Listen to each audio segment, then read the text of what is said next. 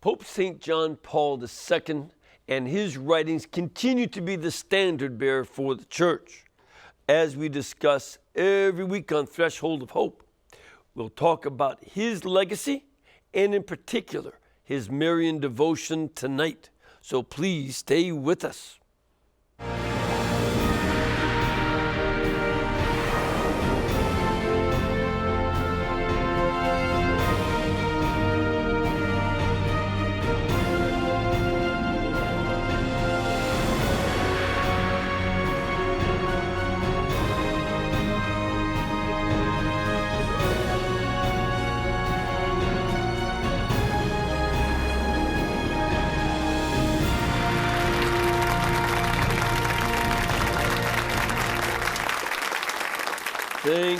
Thank you, and welcome. I'm Father Mitch Pacwa, and welcome to EWTN Live, where we bring you guests from all over the world, and tonight's guest gets around the world quite a bit. He's originally from Ireland, though of Welsh parents, and he's been traveling the world working and teaching. For a time, he was the English secretary to the Vicar General of Pope St. John Paul II, but currently, he's a member of the Pontifical Marian Academy and a professor of Mariology at Newman College in Ireland, and the director of the John Paul II Institute of Marian Studies.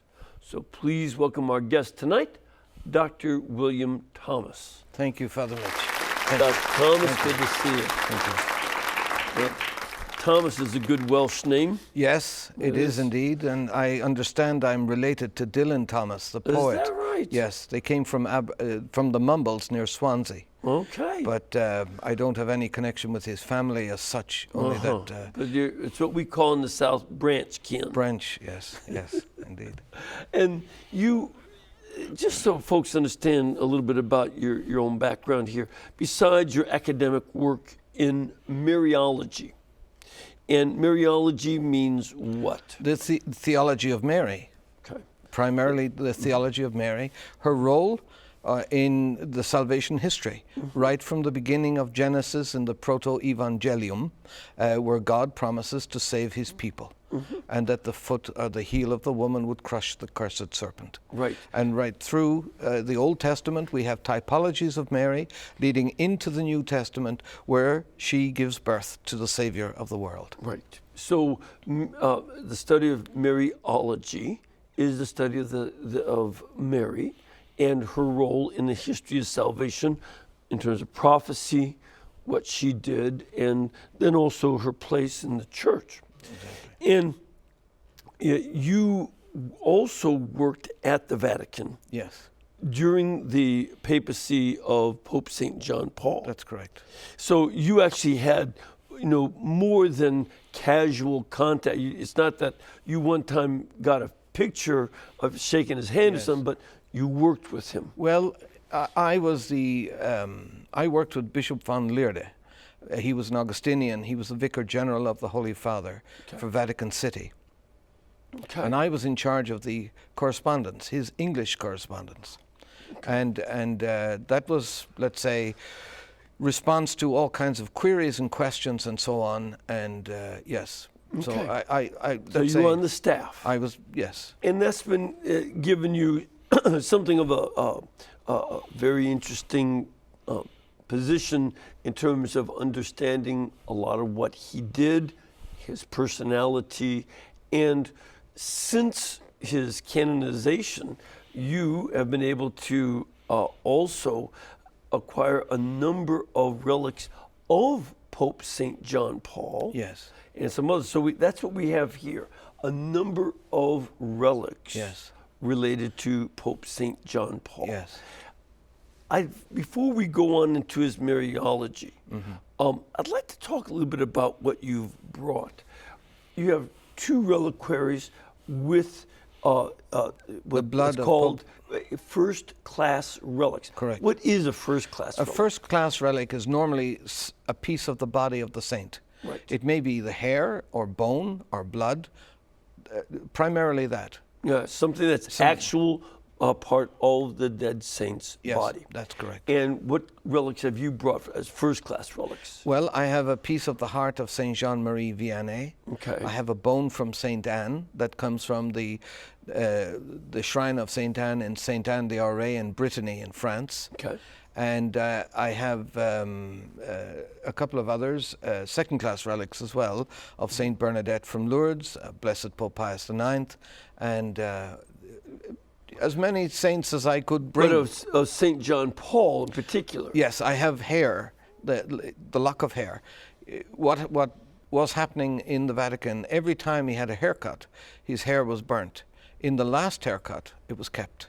Okay. To be used for relics, and likewise with the blood, because the rule of the fabrica, unless the Pope deems otherwise. What's the fabrica? The fabrica is, let's say, how the St. Peter's works, and all of the offices related to St. Peter's, which are the underground, the scavi or the excavations, the St. Peter's Basilica itself, and everything to do with that, where popes are buried and so on and so forth.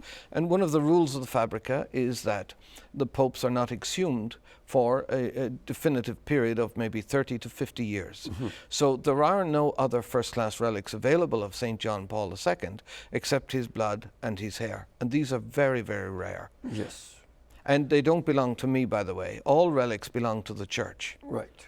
See, that's thank you for bringing that up, because I've come across relics that people brought me from what do you call it? Antique stores. Yes. And that they apparently somebody sold them, and then the antique store has them for sale. Yes. And that's really not correct. No, it's not canonical to buy or sell relics. It's against canon law, and it's a grave offense against the Church. But if somebody sees a relic at an antique store that is for sale, I would recommend they buy it to rescue it from further commerce. Yes. But then they couldn't try to recoup their money by selling the relic again. Right. Because relics are sacred in the sense that they represent the person. Right. And God uses relics to effect miracles. And in many of the cases, in regard to the relics of St. John Paul and other saints, miracles have been effected. As a matter of fact, one of the things that is biblical is to look at the second book of Kings, chapter 13, where the prophet Elisha had been put into a grave, and it hadn't been covered up yet. Another man was being brought to be buried in his grave, and when some marauders came out of the wilderness, the people from the funeral just tossed the body of the dead man into the open grave of the prophet Elisha, and as soon as he touched his dead body touched the body of Elisha, he came to life. Yes. So his bones were relics of the prophet Elisha that brought that man back to life upon contact. So that's why we use these first-class relics. I was reading recently the life of Pope Pius X and the process for beatification. In those days, 2 miracles were required for the beatification. Right. And both of these were religious sisters, one a French sister and the other an Italian sister. One had bone cancer, or cancer of the bone, and the other had cancer, just a general cancer. And on touching the relic of Pius X, they were both healed. Yeah. Now, the important thing about what the Church requires is it must be immediate and inexplicable. Right. In other words, for example, 2 days ago or a couple of days ago, we heard the inexplicable miracle of Fulton Sheen, one of your own, where a baby was... My own, in the sense that he's a fellow American. He's also from Chicago. Or Well, Peoria. Peoria, Well, that's down the road from He's Chicago. much nicer people in Peoria than Chicago. Please, they're really nice quality people. Okay. But anyway, a baby was born stillborn, and for over an hour, the baby was put to one side. There was no sign of life. It had been blue, certified dead, and all the time the mother just kept saying, Fulton Sheen, Fulton Sheen, Fulton Sheen. That's all she could think of. She was desperate. And 1 hour later, the baby came to life. And the theologians... And remains alive. is 4 years old and hasn't suffered any ill effect or side effect from that. Yeah. And because normally, if your heart is stopped for an hour, the damage to the brain is immediate. Exactly. And there's lifetime consequence to that. Right. But in this case, there is none. So the Vatican theologians accepted this as a miracle, and Bishop Jenke in Peoria is very happy with this and has made statements to that effect. Good. So relics are very important. They can be very powerful. They affect people in different ways. It's not just physical miracles. They can be spiritual, they can be emotional, they can be mental, whatever. Yeah. And for even when there's not that kind of miracle, for us to be in the presence reminds us of the intercession of those particular saints. Indeed. And so that's very important. You know, we are part of the church, and the saints are part of the church. Right. And I have, in my own life, befriended the saints, and probably owe them everything, if you want, because I'm constantly asking their intercession. We all ask St. Anthony to help us find things. We all invoke St. Joseph for different things to provide, especially for the unemployed and so on and so forth. We have St. Lucy for the eyes, St. Mother Catherine Drexel, one of the American saints, for tinnitus. St. Peregrine for cancer, and so on. Yeah. So the saints are there. God gives us these saints. And the church nominates them as patrons. St. Apollinare, I used to suffer terribly with toothaches. Now I don't. And cool. so she intercedes for me with God, and I'm probably the only one in Ireland who invokes her intercession. Like, we get a lot of storms on the west coast in Galway, and what happens is I always invoke St. Florian. He's a patron invoked against storms, that great saint from Krakow, where Pope John Paul came. Right. And there's never been any damage to the house. Good. Well, you know, it's this, as you mentioned, the saints are still part of the church. They're still active. And in that sense, the church is like Chicago. Yes. Because in Chicago, we don't believe that when you die, you lose your right to vote. So they have an active role in the church. They do indeed. To this day. And the Father Amorth, the retired exorcist, issued a statement from the Holy See press office, I think about a month ago or maybe a bit more, and he said that Satan is terrified of St. John Paul II because of his continual work in the church for the conversion of sinners. Good. Well, I like that. Yeah. Well, all the more reason for us to have these relics, as well as, you know, as I mentioned earlier in the show, how we continue to study the writings of Pope St. John Paul. Indeed. And because part of the fear of the evil one is that he did a number of things. One, he helped give us a vision of theology for the 21st century and beyond. And beyond. He wrote the roadmap in Novo Millennio Inionte. He was the Millennium Pope. He was the one that was prefigured, if you want, not only by the children of Fatima 3 years before he was born, but certainly by St. Don Bosco. Let's talk about that. But before we go to St. Don Bosco, I also want to mention that in addition to his teaching, you know, his encyclicals and exhortations that are still being just now mined, you know, in these years, especially since the late part of his papacy, that he's giving us a vision, but also the other side of him, and this was where I'd like to tie in with the vision of St. Don Bosco, is that he helped restore Marian devotion in the church. It had been on the wane. Yes, indeed. From the late 60s. It was considered an obstacle to ecumenism with Western Protestants. But as an Eastern bishop, a bishop from Eastern Europe, he also thought, no, this is the way of ecumenism with our brothers and sisters in the Eastern Orthodox churches. Yes. So tell us then about this vision of Don Bosco. And I think we're going to have a picture of his vision. Well, the vision is one many people would be familiar with from their childhood, of St. Don Bosco standing in a big ocean, and he sees two columns in the sea. One column has a statue of Our Lady, Auxilium Christianorum, on it, and Which the means other help of Christians. help of Christians, and the other has the Holy Eucharist. And there are two anchors tying this great big ship, a sailing ship, to these two columns.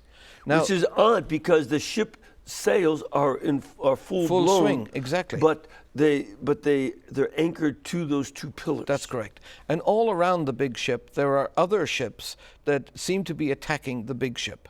And these ships are armed with guns and books. So they've got weapons and they've got propaganda. Mm-hmm. And Don Bosco sees this big ship as the church. And we say in Latin, ubi Petrus, ibi Ecclesiae. Where Peter is, there is the church.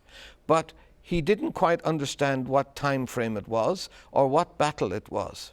And so when I had a look at it, the words columns became obstacles, because the Italian word is colonne, and that can also mean column, but it can also mean pillar. So I saw in the picture that it was actually a time capsule. First of all, it has the devotion to the three white doves, which we go back to the apostolic times. It has the devotion to the Holy Eucharist, the devotion to Our Blessed Lady, and the devotion to the Holy Father.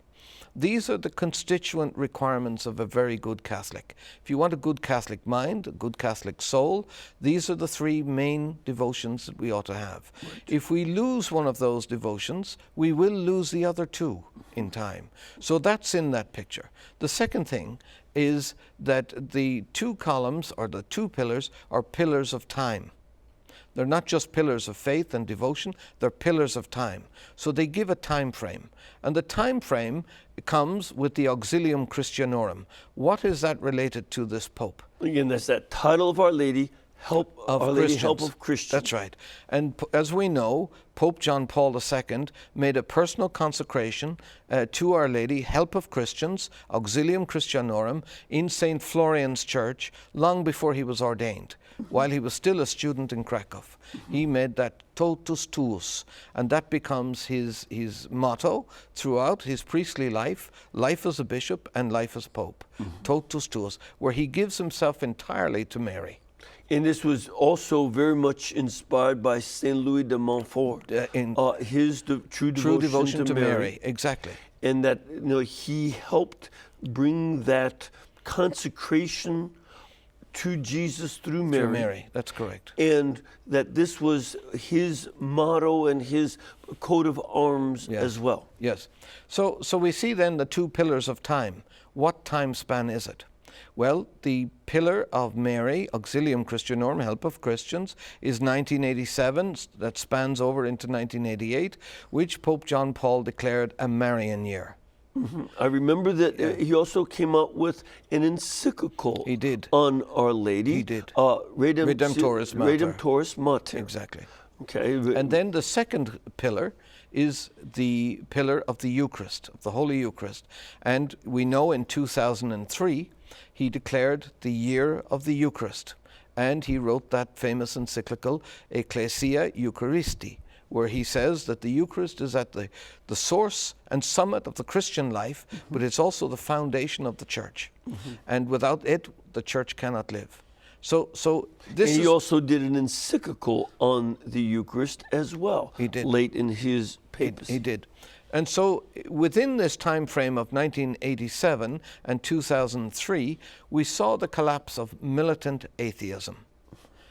Communist atheism. That singular purpose was to try to destroy Christianity from the face of the earth.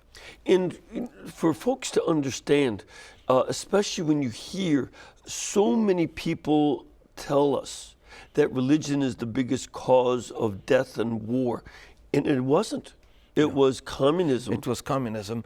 By far. I mean, they made the National Socialists, the Nazis, yes, look, small in the number of people. The communists killed 61.9 million in the Soviet Union and at least 90 to 95 million in China, plus all the satellites. Yes. And it was close to 200 million. Hitler killed 10 million people in concentration camps. They killed closer to 200. Yes. And also the thing about communist atheism is they kept people in fear because of the secret police and the secret intelligence. And when people are in fear, they become oppressed.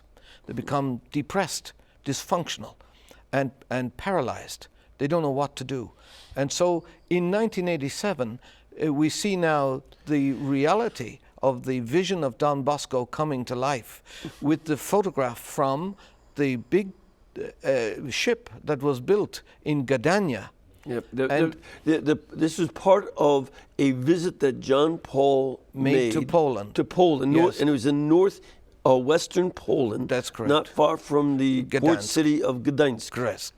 And so they built this ginormous ship as an altar, and he addressed 6 million Poles.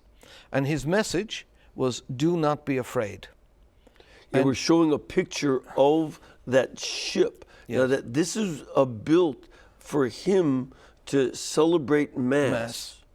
And you even see that it's got a sail on it. It has a sail, but it also has the papal coat of arms, which is similar to what Don Bosco saw. It has the 2 anchors that were anchored in Don Bosco's vision to the 2 pillars, and it also has the bark of Peter. And all of these parts are what Don Bosco saw. And this picture that we see on the screen now is of Pope St. John Paul preaching to those 6 million Poles. Yes. I mean, the Berlin Wall had not yet fallen. No.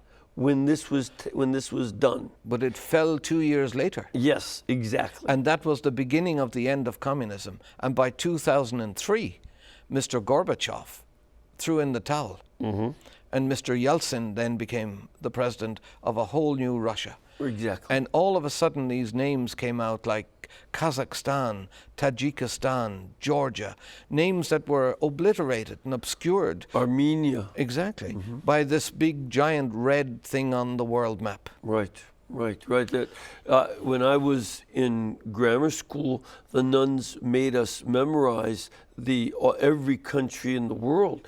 Now they keep making up new ones. Yes. It's quite a few new countries. Yes. And many of them come from the old Soviet Union empire. But I just want to go back for a moment on this notion of do not be afraid, this cry of Pope John Paul, which was the first statement he made when he appeared at the Loggia on his election as Pope, where he appealed to the world, do not be afraid. These words, believe it or not, come from heaven. They come from the Father of mercy. And they were addressed in the first instance to the Blessed Virgin Mary through the Archangel Gabriel, who came to her and said, do not be afraid. For behold, you will conceive and bear a son who will be called Jesus. And to Joseph, she says the same thing. Do not be afraid, Joseph, to take Mary as your wife. The angel said that. The angel said. And to the shepherds on that holy night, which we'll celebrate at Christmas, do not be afraid, for behold, I bring you good news of great joy. So this construct of do not be afraid is from heaven. And these are the same words, powerful words, that the Pope uses to a perplexed, frightened population and frees that nation from the grip of communism. For those of us of our age group, we're roughly, I'm a bit older, but roughly the same age, nobody expected back in the 60s or even the 50s that communism would collapse with a whimper. I mean, the threat of nuclear war hung over our heads from the time the communists blew up their first atomic bomb. Indeed. In the late 40s. Yes. Some American spies had given them the technology. That's correct. And they learned how to make the atom bomb. Yes. And, we expected that we could die at any time. There were times it came very close. Yes. Very close. Yes. But his words to fear not. Yes. And while this was happening, I was actually a student of the Pontifical Russian College. And the sense of what was going on in Russia was palpable in this college. Yes. We were very much aware of the mood and the sentiment within Russia and what was going on. Mm-hmm. The Jesuits were very keen to go to Novosibirsk and to go to Moscow to open the Catholic churches and to evangelize a people who were left bereft of Christianity. Right. Matter of fact, there was a Russian province of Jesuits that we never talked about, mm-hmm. and even the members, only 2 members of that province knew everybody in the province. They were secret from each other. Yes. Until after the fall of communism. Yes, yes. And this is something that I think one other element I like to bring in.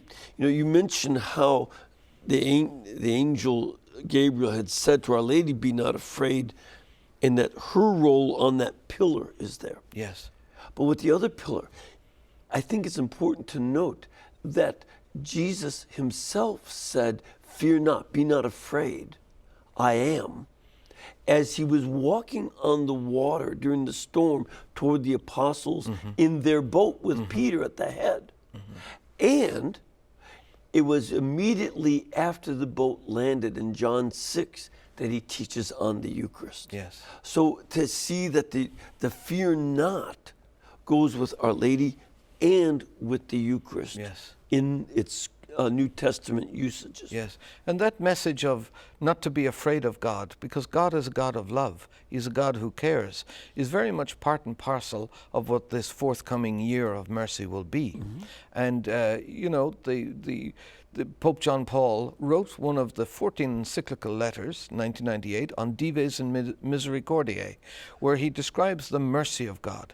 And he uses very emotive languages to emphasize, for example, in the Gospel of Matthew and the Gospel of Luke, which he calls the Gospel of Mercy, the role of the parables, like the prodigal son, the lost coin, and so on and so forth. Very emotive. I think, for me, the story of the prodigal son, who comes to his senses and realizes he has squandered everything from the Father's house, very much represents ourselves.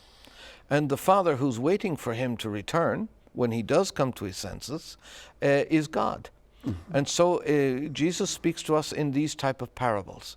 And when he returns and makes that confession, "Father, I've sinned against heaven and against you. I'm not worthy to be called your son," the Father embraces him and kisses him and bestows on him the best robe. Mm-hmm. That is sanctifying grace, and puts a ring on his finger. He restores his heirship to the kingdom of heaven, mm-hmm. and he also puts shoes on his feet, restoring him to that sublime dignity worthy of respect.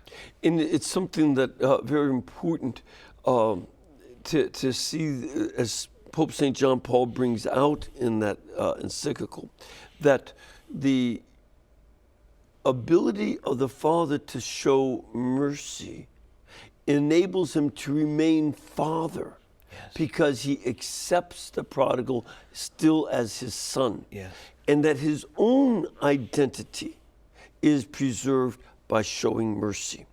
Exactly. But we have to take a little break. We're going to be back in a couple of minutes, so please stay with us as we continue on discussing, because we have a lot more to talk about in terms of what we have here with these relics and the meaning and theology of Pope St. John Paul. So please stay with us.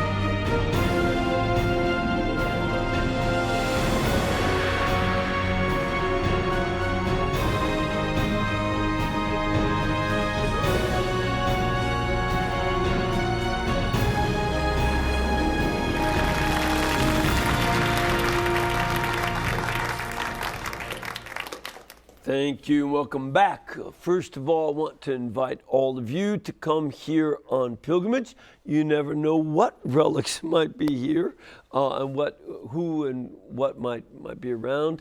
But of course, we would especially love to have you around. If you can be part of our live studio audience, please contact our pilgrimage department at 205-271-2966 or go to the website EWTN.com and they will give you information about when the shows will be, times, of course, for masses every day, and places to stay, places to eat. There's some good food around here. It's not like, Irish food. We got some good barbecue and fried green tomatoes. So it's not, you don't have that in Ireland. So love to have you come and join us and enjoy our fine hospitality here in beautiful Irondale, Alabama. Well, you ready for one or two questions? Yes, of course. All right, let's start off with this young lady here. Ma'am, where are you from? I'm from Coleman, Alabama. Good to have you. And what's your question? I see this beautiful picture of Pope St. John Paul. The one over our shoulders. I noticed the pink and the white rays coming down. Was that done on purpose, or how did that come about? Well, I don't really know. I assume it is a Photoshop production. I really don't know. It is a photograph of the Pope. I cannot explain it to you because I just don't know, and I don't want to make it up. I like that. Yeah. Don't ever run for office. Okay. That's the honest answer. I don't know how it came about.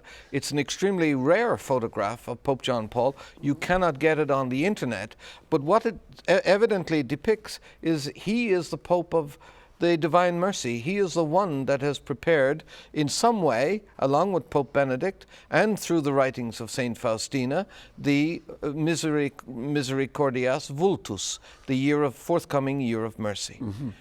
And one of the things that I was very struck by in my last visit to Krakow, Poland, is that when you stand at the site of St. Faustina's original grave, there's a graveyard for the sisters behind the convent where she lived, and it's on a knoll, and down below the knoll is a railroad tracks.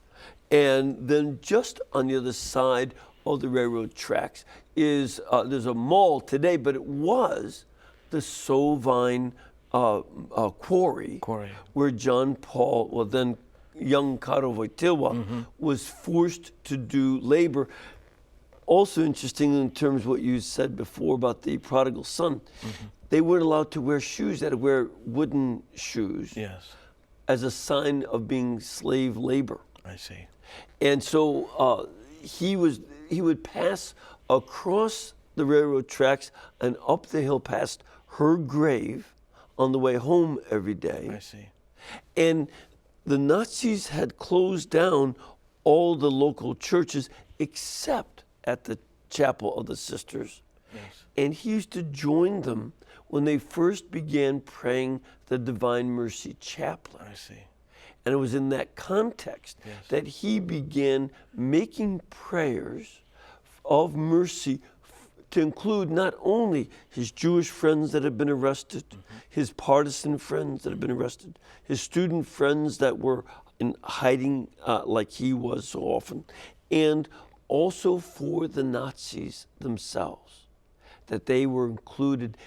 And that's where we got that sense of solidarity, that praying for mercy for the perpetrators of these crimes and the victims of these crimes. This is the solidarity we have to make. And also, just one other aspect, the writings of St. Faustina were rejected by the CDF initially. That's the CDF, Congregation for the Doctrine of the Faith. And it was only through the study and the promulgation by St. John Paul II as Cardinal Wojtyła, Archbishop of Krakow, that these writings were approved. And so they are the approved writings, promoted now by the Marians of the Immaculate Conception in Stockbridge, Massachusetts. We have to give them a plug, of course. Absolutely. You know? Well, they did great work. Yes, they do wonderful and work. the diary would be a great reference book for the Year of Mercy, Yes. for people to be able to reflect on the mercy of God. Yeah, and the reason that the book had been rejected is one of the other sisters thought that St. Faustina's Polish was, so simple. And she added a lot to it. And it was very flowery language Yes, and such. yes. And that better educated sister kind of messed it up. I see. So they had to go back through it, filter out what she had added, I see. and get to the original text Yes. and present the original text to the Congregation for the Doctrine of the Faith, Indeed. and through John Paul Wojtyła. Yes. We have another question from our studio audience. Ma'am, where are you from? I'm from Montgomery, Alabama. Montgomery, Alabama, just 90 miles south of here. I don't know if you knew this, but that's where the Spanish moss stops. I see. See, or begins, depending on which way you're driving. So what is your question? Well, I just want to say all the relics are beautiful, and I just wanted to know a little bit more about the Zucchetto. Like, is that Pope John Paul's? And then also what relic you have for St. Anne? Well, the bone comes from Sainte Anne d'Auray, and Sainte Anne d'Auray it's in northwestern France, in Brittany, and there were apparitions there in the early 19th century to a man by the name of Jan Mikolajczyk by Sainte Anne. It doesn't sound French. No, but it's Breton. Uh-huh. And Saint Anne said to him, and this is an approved apparition, that God had given her Brittany as her dowry. And so the major basilica and the relics of Saint Anne are housed there in Sainte Anne d'Auray, in the southern part of Brittany. And so it's a very important shrine to the Mother of God, and it was through to the grandmother, the mother of Our Lady. I beg your yeah. pardon. Yes, Yeah. The Mother of Our Lady, and it was through Archbishop Maddock, who was associated with the shrine of Sainte Anne d'Auray, that I received this relic of Saint Anne, which includes a piece of her bone, which is a first-class relic. Now, the thing about that too is, Brittany is the dowry of St. Anne. Correct. But England used to be called the dowry of the Blessed Virgin Mary. Yes, and for Catholics it still is. Yes. And there's a great devotion to Mary in Walsingham. Right. And this is where Our Lady appeared about 1,000 years ago to a woman and asked that a replica of the Holy House from Nazareth be built. And it was. And it became the great Marian shrine of England. Unfortunately, that during the Reformation, this was burnt down. In similar vein with what happened to the original church at Sainte Anne d'Auray, the one that had been there before, the present basilica, was destroyed by the French Revolution. So it's that's the story there. But it's interesting to see Brittany and Great Britain Yes. are both the dowries, one of St. Anne, one of Our Lady. Yes. In this Zucchetto, let's talk about that, because you have what's called second-class relics, yes. One of them is this Zucchetto, yes. which is the Pope's hat. Yes. Well, when Pope John Paul wanted to give a gift, sometimes he just generally swapped the Zucchetto at a general audience If you with go to somebody. this one, there's a store that sells Zucchettos. Zucchettos, yes. And you can bring one from there, Yes. and he'll give you the last one. Yes, Right. that's right. Popes And do that a Popes lot. do that. Pope Francis does it all the Right, time. right. Pope You just Benedict. make sure you get the right one that fits him. And I think Pope Francis does do a fitting before he does swap it, to make sure it fits and that it's not a cheaper version, because there are cheaper versions. This one, of course, is made out of lamb skin on the inside. And so it's a genuine Zucchetto. Okay. Yes. All right. And you also have a crucifix and a rosary. Yes. that belonged to? St. John Paul II. Okay, so this is a rosary that he himself actually used. Yes. Now, I don't know many sets of rosaries he had. I do know one thing, that he probably had more than one. Oh, yeah. And he gave 10 million rosaries personally to 10 million people he met personally during his 26 years in the third longest reigning pontificate, after Blessed Pope Pius IX and St. Peter. As a matter of fact, he is still the person of all human history who has been seen by more people than anybody else in history. Yes. Nobody else has been seen by so many individuals. Like 6 million show up for Mass in Gdynia. Yes, and not only that, but he visited during his pontificate 129 countries on all 5 continents. Right. And the people came to him. He would No often, penguins? No, people came to see him. He often said that he felt inspired by the Holy Spirit to go to these places. He was certainly a popular pope, but the people wanted to see him and they wanted to hear him. And it's very much reminiscent. We say in the second verse of the Adoro Te Devote, gustus tactus justus in te fallitur. The world is full of deception. In sight, in taste, in touch are we deceived. Sed auditor. Solo in te creditor. Only in the ear is most believed. And so when they heard the Pope evangelizing them and talking, and we mentioned earlier about his writings, we are referring back time and time again to his writings because of their clarity, because of their orthodoxy, because of their Catholicity, and because of the profoundness and sacredness that they contain of the truths revealed by God to his church. And so people really wanted to be part and parcel of him. And that love for him is still there. Absolutely. Absolutely. They even talk about the current group of seminarians and young priests as the John Paul II priests. Yes. Now, we also want to talk about bringing up his rosary. And praying the rosary daily was that was him. Yes. This is what any sometimes I tease my Maronite friends as to who do you think loves Our Lady more, the Polish or the Lebanese? And of course, each group will say, no, we do. But that love of the Blessed Mother is just part of his soul as a Pole. Yes. But also, it was more than just a cultural thing. This was part of him and his whole spirituality. Indeed.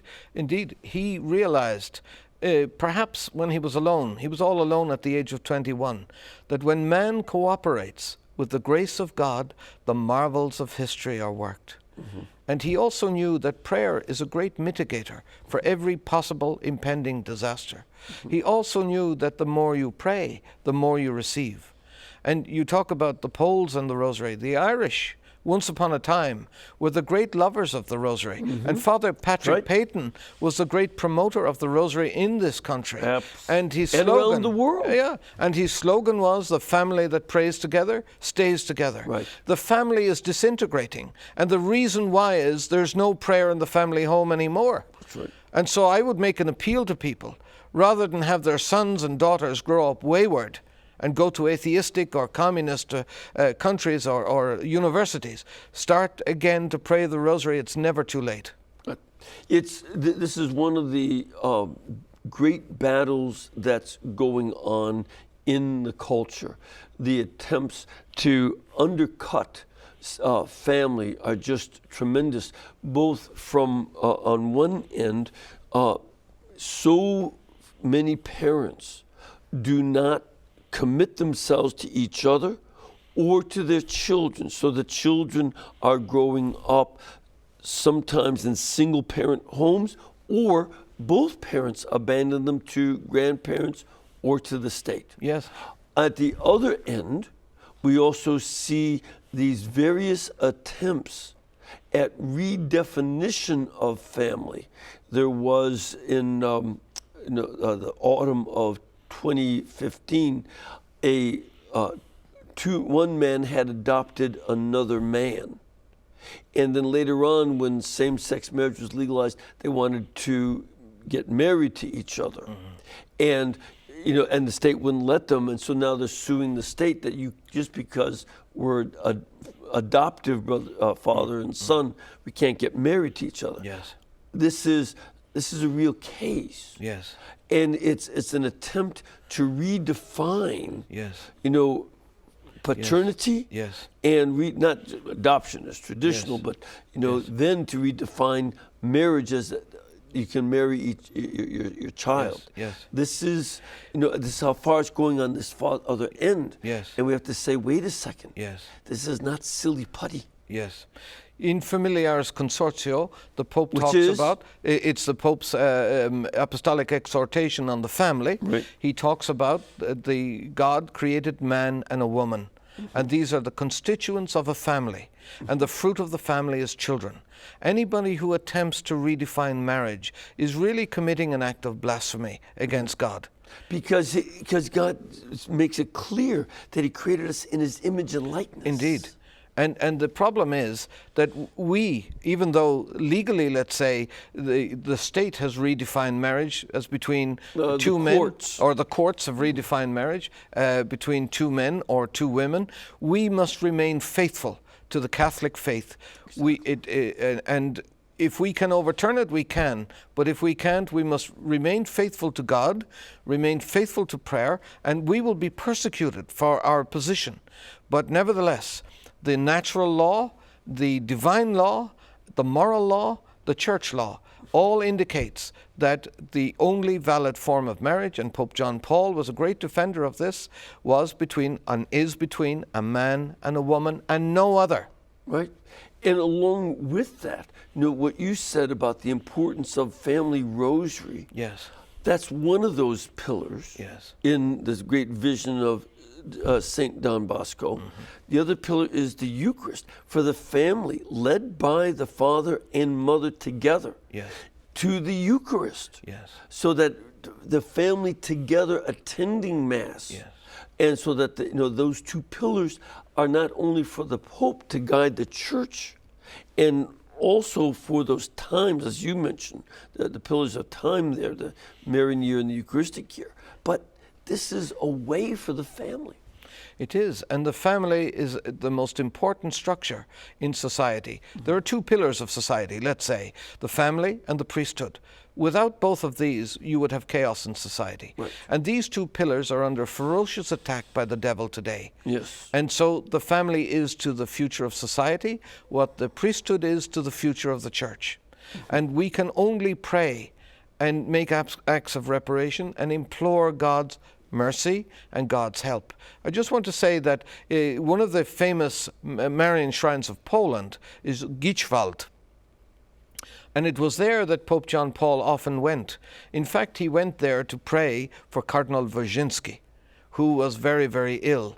And Cardinal Wojcinski was the primate of Poland. Right. Yes. The cardinal in Warsaw. Correct. And he had been imprisoned by the communist government. And he became very, very ill to a point of dying. And the Cardinal Archbishop Wojtyła, the Pope St. John Paul II, went to Gichwald. And he prayed there. And Cardinal Wojcinski was miraculously healed, and went on to live and serve out his life as Cardinal Archbishop of Warsaw. And Varsovia. to see his protege, Become John Pope. Paul, become Pope. A very moving moment. It is. But the other thing I want to say about Gichwald is this, that in the apparitions there, the only approved Marian apparitions in Poland, but there are many Marian shrines in Poland. We have Częstochowa, we have Lichin, we have many others. But the only approved case where Our Lady appeared, the parish priest asked the children to ask Our Lady for more priests for the various churches.